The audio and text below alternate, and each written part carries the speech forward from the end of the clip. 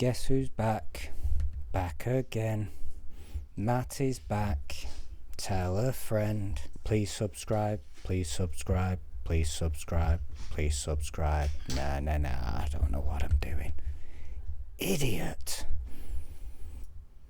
Welcome back, everybody. 1,000 apologies for leaving you waiting, 12 months, a year, something. I told everybody I was going to be consistent, and I failed. That's on me. That's on nobody else. I don't know. Think that maybe I was suffering with like a little bit of fatigue. Maybe a little bit of burnout, and I wasn't recognising the signs back there. So, back, baby. We are back. Multiple videos in the chamber. New lease of life, new positivity, new look. Feeling good. I'm feeling really excited to get going again.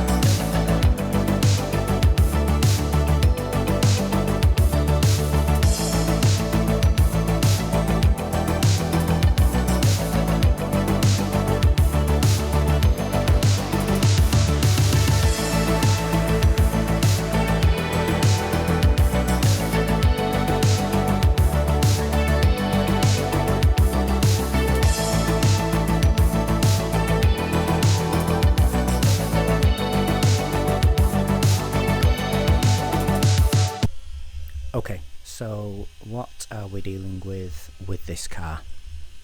Everything. Truth is, everything. The car is original.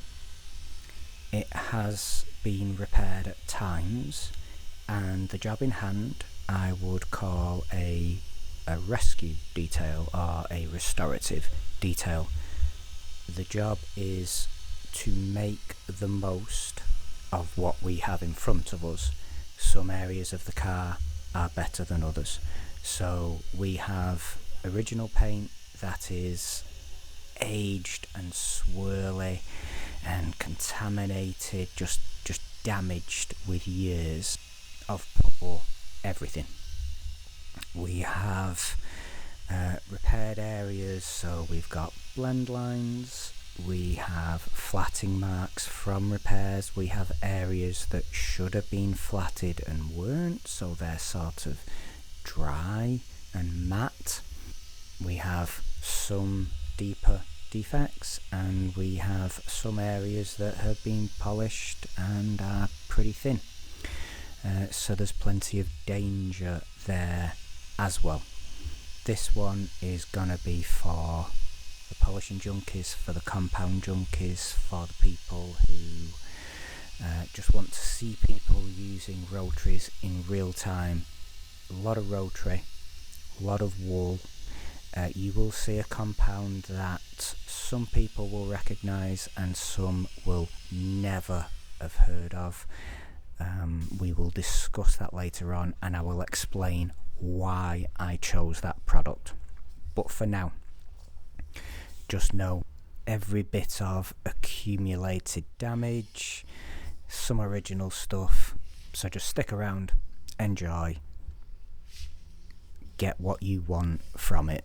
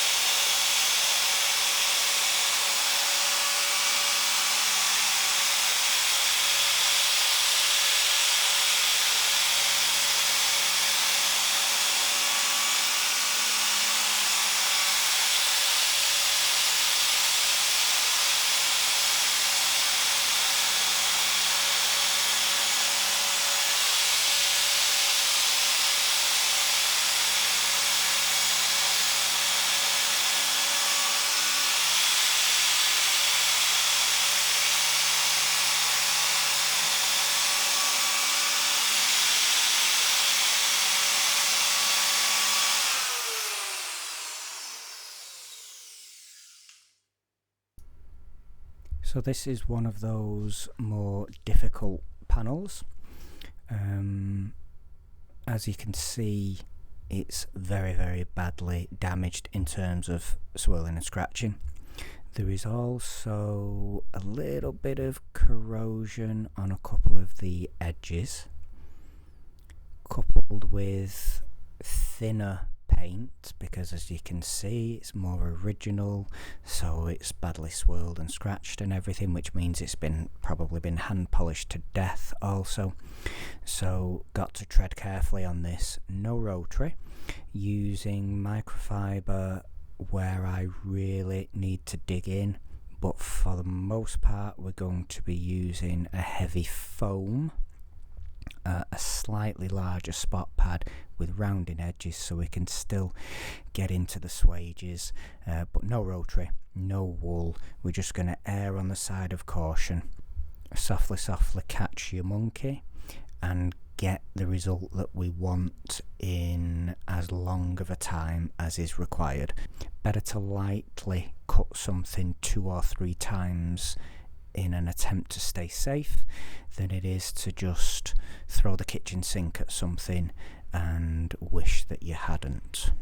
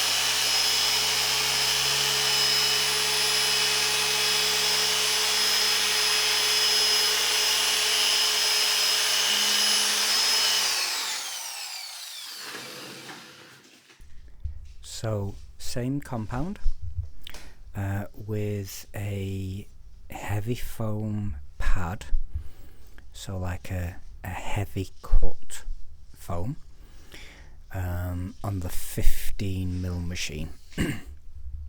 Removed as always with the Fein Lab rinseless wash, so that we can see exactly what we are getting result wise.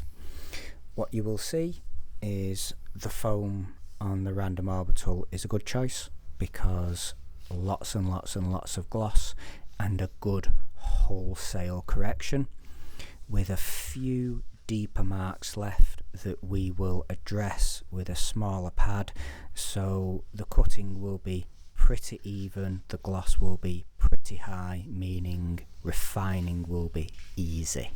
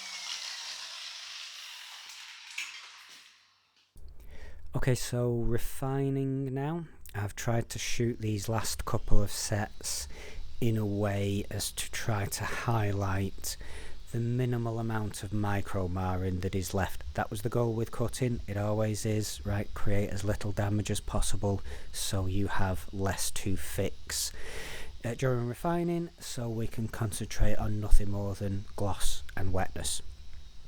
I am using a 12mm random orbital machine, so slightly smaller throw, slightly less heat, slightly better finish on a tricky paint. Soft finishing pad, and believe it or not, the same product that we were using before to cut the paint. Curious, right? If you were on any forums, gosh, a decade ago, particularly Detailing World, there were a couple of products by a company called Expert. Drop the E, so Expert. They had two liquids, 1000 and 1500, and they were both all-in-one compounds, no sealants in them. They were designed to cut and finish. You were just flexible with your pad. I always found the abrasive in 1500 to be fantastic. I don't know if it was milled to be a slightly different shape. It didn't have the most cut, it had enough cut, but the way it seemed to roll over the paint, you took a little bit longer with it. It cut a little bit slower, but you always got there in the end. And the lubricants in the bottle were amazing, especially on a slightly older paint like this. If you had a paint that seemed to sort of gobble up all the lubricants out of the polish, this always seemed to return the results. And I don't know why, as soon as I started the car, I thought to myself, oh, I wonder if I've still got any of that 1500 left on the shelf. Went up, found it. As soon as I did my first set with it, I knew I was going to finish the car with it.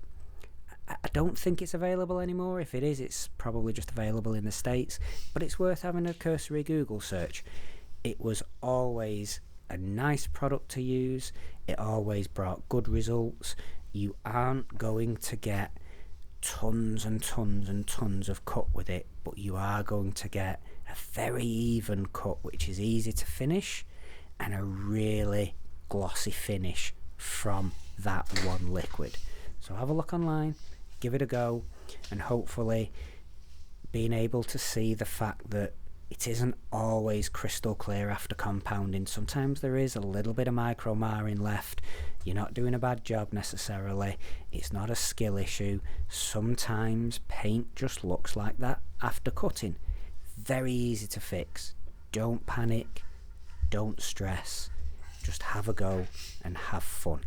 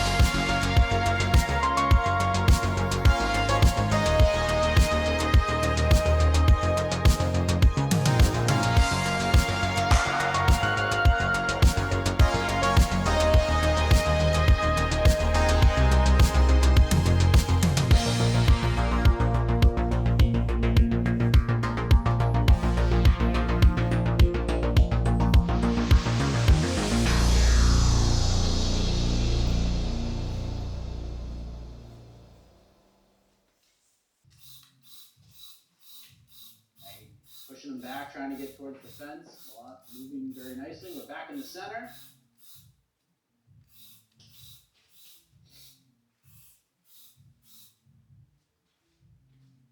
I'm trying to figure out what song. Oh, is that what they're doing? Yeah. Yep, you're right. Should have known. Malad, malad, malad, malad, Mikey, malad. Here we go. Nicely done. That's what they were singing. Nailed it. I hope so.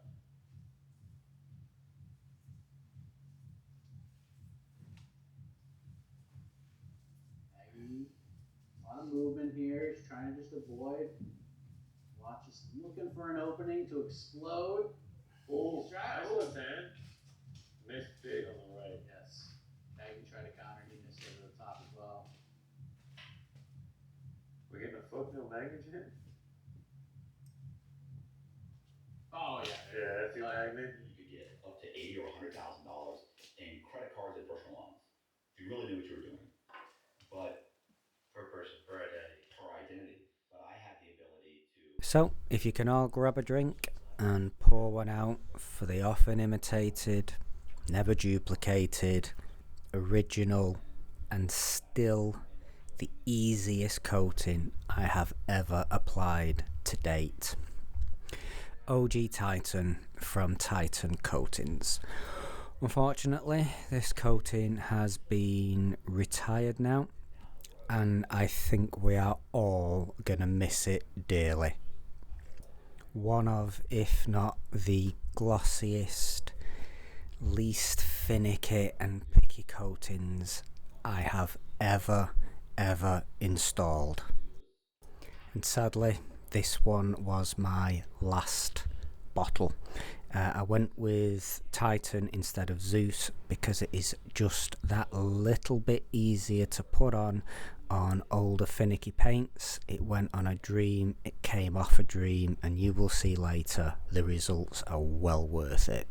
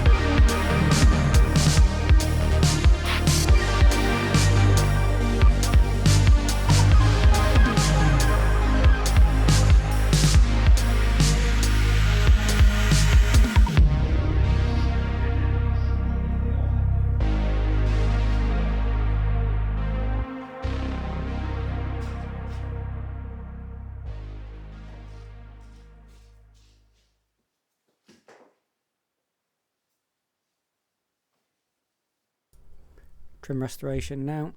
I have used this process on a couple of cars on these sort of harder faded plastics. Now, I can't tell you why I chose to do it this way and not use some solution finish, but these harder faded plastics, what I've done, I had some leftover Zeus from another car. Basically, I'm going to lay it out evenly over and over again on these plastics. So I'm gonna put it down, and then I'm going to go back over it and go back over it again and go back over it again. And rather than level it with a microfiber cloth, I'm just going to keep trying to spread it out evenly with the applicator. So it is leveled in effect, but I haven't removed it with another cloth. I've simply put it on and tried to be as even and consistent as I can without removal. This leaves me the thickest layer I possibly can put down, just in the hopes that it will last and be way more durable than any other option. And I think it looks good as well.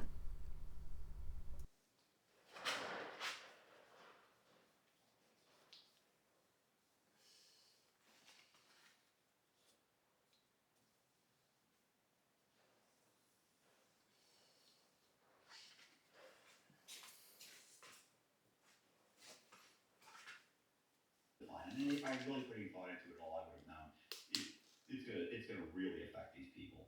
And those people had done nothing wrong, with the exception of trusting me. They rented me their house, or they owner financed their house. They made the mistake of bumping into me, and now they owe $10,000, $20,000. You know, and I'm sure a ton of anguish. So what happened when you were caught that first time? So look, full transparency now.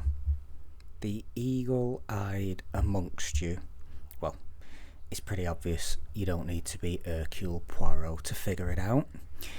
The unit in the upcoming afters is very different to what you've been seeing in the working phase. Using this as proof that I did have every intention to keep making videos, I've just been having camera issues, microphone issues, just equipment issues, stuff at the unit.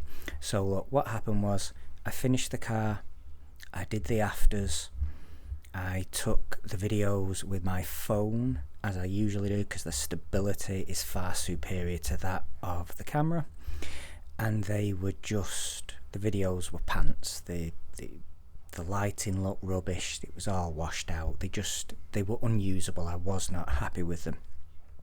As luck should have it, a few months later the car came back for well, it had some work done, so I had to do a couple of touch-ups. I did a decontamination detail, top up, touched a couple of bits up, so it was a great opportunity to redo the afters. Car still looked amazing, everything was working great in terms of coatings, but you will see the flooring in the work area is different.